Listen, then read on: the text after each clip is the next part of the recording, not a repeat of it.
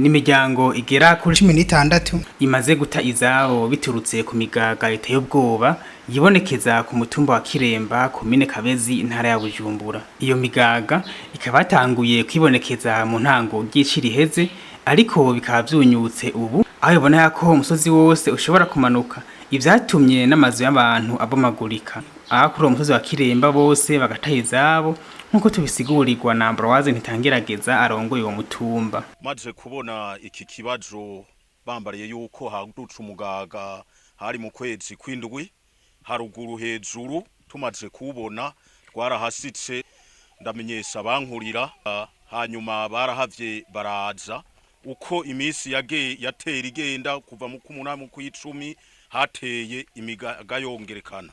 Imaze kongerekana niho twafata ingingo. Nyakuba mustantera aravuga ati genda ubwira bene gihugu bategerejwe kuva aho hantu nibahitanywe n'ikiza.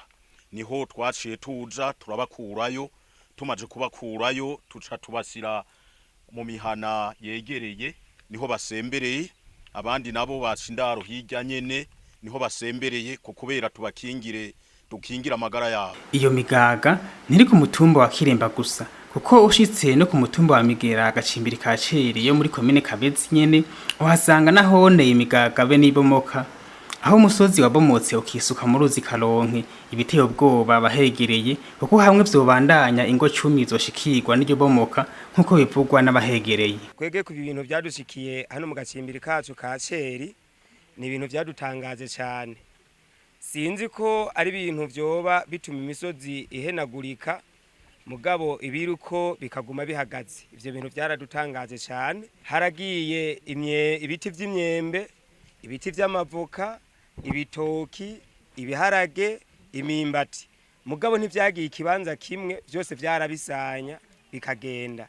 Rero ko turaraba ibintu vyangaha, ahubwo twege nk'abe n'igihugu bangaha dusaba ko mwoturungikira abahinga bakaraba ko atari ibintu vy'inzahabu vyoba bihari, vyoba bituma ibi bintu bimanyagurika, kuko n'ubunye mukanya hanye imvura iguye twebwe tuwegereye ngaha namaganya catwuzura, kuko satwibaza ati noneho nahasigaye hagomba hagende. Rero kubisanzwe murabona turafise n'inzara, uriko urabona ko twifumbereze, abandi bazimbura ibiharage mugatwege ntituzokwimbura kubera ibiharage vyagizene vyatwawe n'imanga. Ibitoki urabona ko abavyeyi bashora hajyanye kugira ngo turonke ibiharage canke amakaye y'ishure ntibizokunda.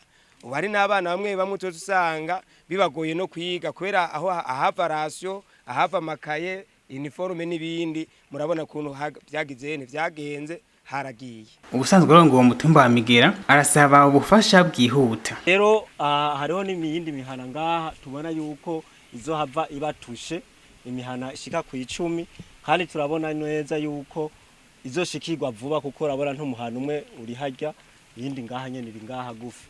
Kandi si kuvuga yuko araha gusa, na hari inyuma hariho n'ahandi nyene hashoboye kugenda.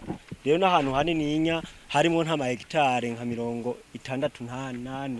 Twosaba yuko aboshobora kudufasha yuko boshika kudufasha, kuko nukuri twatwagwa n'ibintu vyinshi, turagwa n'imirima, ibyo twafungura vyose twabikura hano, ariko ubu murabona yuko atakintu na kimwe dushobora kuhakura.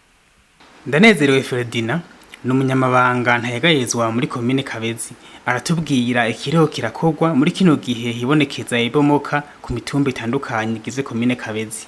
Icambere nambere dukora nuko dutegerezwa guteragira ibiti kugira ngo imisozi ishobore kuguma.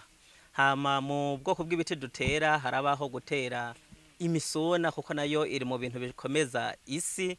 Harabaho gutera ibiti vy'imikaratusi ndetse n'ibiti vy'amagereveriyo, ekadutibagiye n'ibiti vy'imitarabanye. Ivyo vyose n'ubwoko bw'ibiti tubabwira bakaja baragwiza, ikanatwebwe mu komine turagira amatuta ahantu hose twatubona habangamiwe, tukashobora kugenda mu bikorwa rusangi tukateragira ibiti. Hama ikigira kabiri nuko duce duhimiriza bene gihugu gufatana mu nda mu bumwe no kugiranira umutima w'urukundo. Iyo bishitse aha ku mutumba kanaka akaba hadose uko kuntu imisozi usanga iri kiratwagwa, twabwira ko bategeza kubaho, kandi mu gihe bishitse ugasanga harimo abadafise aho baba tuca tubabwira yuko bogerageza bakagenda bakimuka bakagenda bagasaba indaro.